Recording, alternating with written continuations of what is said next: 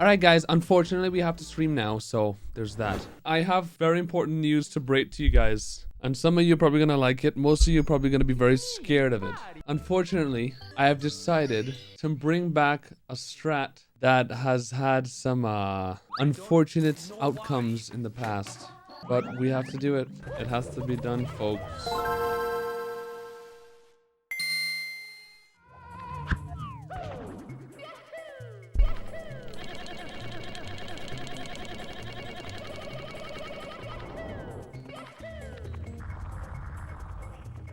What the? What was that? Still saved like 2 seconds. That was so weird.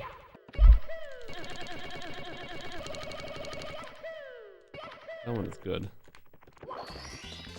It has to come back, guys. I have to make sure and wear shirts when I stream now that aren't too important to me. There's gonna be some inevitable ripping at some point, I would imagine. I do notice that this is a more comfortable way for me to mash, though. I noticed that when I mash like this, the closer I put the controller to my face, the more comfortable my hand is when I'm mashing. So maybe this mashing technique would make it a bit better. We'll see. I've also been practicing this strat like an unhealthy amount of time. I've probably spent like 10 hours practicing this strat in the past like week. The hardest part of this whole star is getting the slide kick consistently. Everything else, not bad. Oh! I see Kano's doing 16 star again. That is interesting.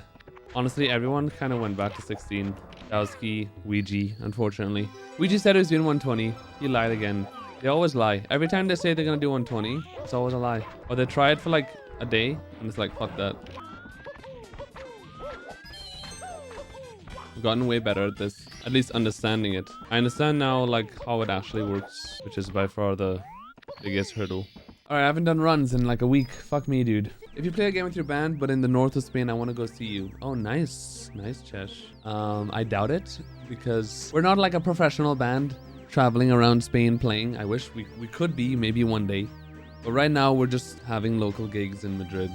It is kind of sad, though. I've never been to a concert, ever in my life, except for that one Evanescence one. The only reason why I went to it is because Evanescence was like the only fucking band that came to Trinidad in like 10 years. So it was like a big deal. I was like, all right, I guess I'll go then. I don't even listen to Evanescence, but all right, we'll do it. It's just that people at concerts can get insane. Like all the pits and shit in especially metal, like heavy metal concerts, they get fucking insane. I have heard before, like those kind of like the mosh pits and stuff are like, even though they're insane, they're like a respected thing. It's like a thing that you do and people understand that like safety is important and like people purposely like go crazy and like people are gonna get hurt. But at the end of the day, if someone is really hurt, like somebody would take care of them. And I like that at least about mosh pits. It's like, all right, we know that we're gonna do this, but if someone gets hurt, we need to help them. Tips for mashing buttons on BLJ. Well, the only button you're mashing is A.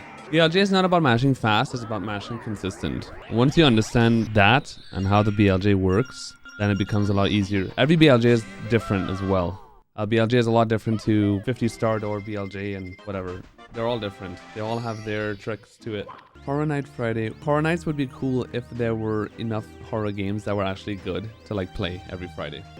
Or if you could just like watch a movie in one of those nights, I'm down too. Doesn't have to be a game, I guess. If I watch a horror movie, I want to be horrified. I want to get scared. If I watch a bad horror movie, I'm basically watching a comedy. And the whole idea, you have to like go into the movie knowing that it's going to be a comedy, not a horror movie. But if it's like a horror night and I'm like, okay, we're going to get scared, then we have to watch like a good one. Or also just be dumb. I really don't know how the whole watch party thing works on Twitch though. Like I have no idea. I know like you could only watch stuff that's on Amazon Prime because for obvious reasons, because Twitch is owned by Amazon. But I don't know what the restrictions are. Like some movies might have some nudity and shit and I might not know about it. I don't know what the deal is. To me, a horror movie, a good horror movie is like those psychological movies that like makes you think about your life for like 3 days after you finish watching the movie. That kind of shit, that kind of horror movie, to me is a good horror. That is a good horror movie. A movie that when you're done watching, you think about life and you wonder like what the fuck is like, you don't even know who you are anymore for like 2 days after that. That to me is a good movie. That's how I felt after I watched Hereditary. Hereditary was I did not like the ending of Hereditary. It was very stupid and far-fetched. But Hereditary to me was like, it made me think about shit for like 2 days after. I was like genuinely sad after that movie. But that's how I know it was a good horror movie, because psychologically it fucked me up. And that's what I want to feel after I watch a horror movie. It was genuinely terrifyingly sad and also pretty scary, because like that shit could happen in real life. That could happen to a family. And like it psychologically fucks you up. Not like the whole ghost part, but you know what I mean. I know Thanksgiving is the United States holiday, but I'm interested to hear what you are thankful for. You guys, my stream, my chats, my viewers, for peace and love, and for significance and meaning and fulfillment. And honestly, peace and quiet and personal space. I love fucking having my personal space. Days off are great. Being able to do what I want and not worry about shit. That is probably my favorite thing. My favorite thing in the world is probably knowing that I don't have to worry about anything and I could do whatever I want and not have to care. That shit, oh man, nothing beating that, dude. The feeling of like, oh, I don't have to do anything today. I can actually not care about anyone having to call me or having to call anyone. I could just chill and not care, and today would be perfectly fine. No better feeling. I'm kind of thankful. Okay, I don't know. That shit is interesting to me. When I was younger, I used to always wish I was from America. It'd be so cool if I was American. That's like everyone's dream when you're a child. At least where I grew up, everything is like America. Oh my god. But like as I grew up, I'm kind of the opposite. It's not like, thank God I'm not American. Now I'm just like, I don't care that I'm not American. If I was American, that would be cool. But now I'm kind of like, the fact that I'm not American, I'm totally fine with that. I don't mind not being American at all. When I was younger, I was like, oh man, I wish I was. That'd be sick. Now it doesn't matter. Because, I don't know. Ever since I moved to Europe, I just love this place. So, I like being European. I mean, in the Caribbean, it's very Western culture. It's very like, people idolize American culture and American music and news and media. All the TV, all the television and shit is American, so you just get that fed to you all the time. And when I was young, my family used to talk about like dreaming to like go and visit Orlando and Florida. And we were always like, oh my god, one day we'll go to Florida.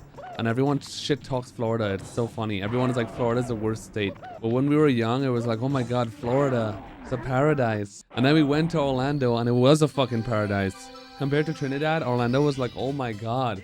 Look at this place. Look at all the food places. Look at all the shit they have. And now like I'm living in like Europe, and it's like I live in what I dreamt of when I was a child. And it's like, it's pretty crazy. Pretty good Womp Fortress. Oh, by the way, guys, I don't know if you guys saw my tweet. I made a tweet like, I don't know, a week ago, saying that like something like, oh my god, if I get another Google article about Amaranth on the top of my Google, like when I scroll left on my phone, I get the Google news, and almost every single day, some random article about Amaranth is always the first one. It's like always the top thing. And I made a tweet saying like, oh my god, if I get another like Amaranth article, I'm gonna like fucking delete my phone or some shit, some dumb shit. And Amaranth, her personal account, she actually replied to the tweet. That was very cringe. I felt really bad. That was very awkward. She replied saying like, I can't remember what she said exactly, dude, but like something about like, stay tuned for my next announcement or something. And I was like, I felt bad. And I realized today, oh shit, that was her. She did reply. So I replied saying like, no offense to your work or anything. I just don't get why I always get those articles. It doesn't make any sense though. Like, I don't know why I get the Amaranth and why. Why me?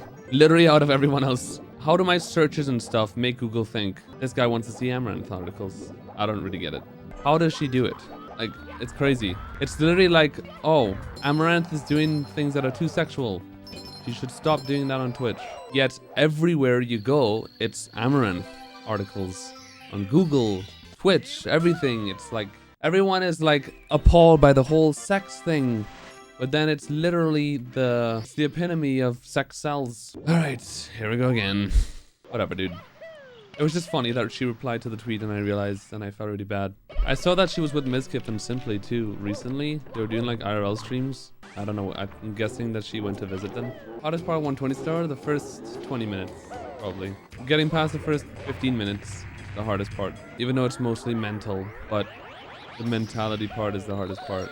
It also just so happens that most of the really crazy strats and hard strats are in the first 15 minutes. And I have recently started doing basically every hard strat that you can do now. So it's been kind of tough recently. I'm doing faster LBLJs, Tsukushima Cycle in Dark World, Double Jump Owless, Single Jump Wild Blue, Salt Canless, JRB Canless. Every part of the game is hard. There's no such thing as an easy part in Mario 64. There never really has been. Like back in the day with the easier strats, there were some stages that you can be like, yeah, this stage is quite simple. Now, there's no easy stage anymore. Everything is hard in this game. Everything. Even the castle movement to get to other stages is hard. I've been practicing a lot of chip clip.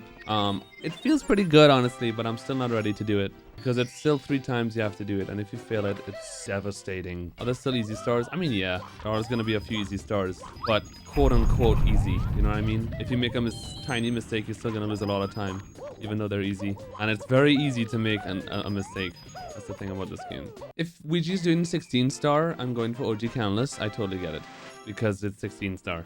And the world record is crazy now, so. I see they're doing a new Canless where they do the setup for Salt Canless, but then they long jump from the great platform straight to the star. I have no idea that's a meme or if it's a strat they're trying to do, or it looks like a meme, so. The world record is actually 1454 now. Oh my god! It was broken, was it yesterday actually, or 2 days ago? I know, Tyler, it's crazy. It's 1454.1 or some shit like that. Yes, by Ouija. Crazy. Not gonna lie, this past month has been quite crazy with all the new strats I'm learning, but it's also been stressful as fuck because it's been so hard to get runs these days because of all these strats. It's gonna pay off. Nope. I don't continue runs that do that, dude, because my ego is very large. Toaster. Redeemed impression. Oh my god. Listen, dude, 16 star runners are not gonna do 120. It's just not gonna happen. It's like me saying I'm gonna do 16. It's not gonna happen. I'm not gonna believe anyone anymore that doesn't already do 120 that says that they're gonna do 120. If there are 16 star runners, even 70 star runners, some of them maybe. But a 16 star runner says they're gonna do 120, I don't believe them. It's just not gonna happen. Can I get a Toad voice and the best? You got this, babe. I'm the best! Is that all you want? I can give you some more. Oh, whoa, whoa, whoa, whoa, whoa! Banjo eating ass. Ooh. It's just it's too gross. Ooh.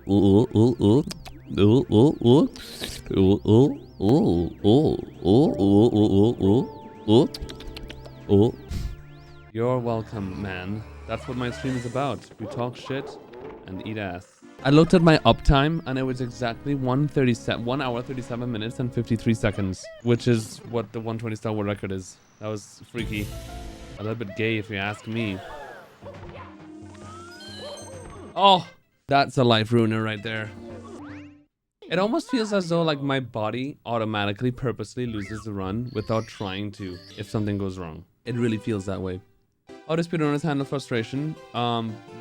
We don't most of the time. We get frustrated and break our controllers all the time. Every single day, at least one speedrunner breaks a controller. I truly believe that. Or smashes their keyboard, or rips their shirt, or breaks the controller, or throws something. Every day, easily, at least a few speedrunners have rage fits. Like, without question. Every 5 seconds, a gamer is raging. Period. I do the bang on the table rage, and this part of my hand is like swollen like 50% of my life, but it's all part of it. You're gonna get mad. Don't think twice about it.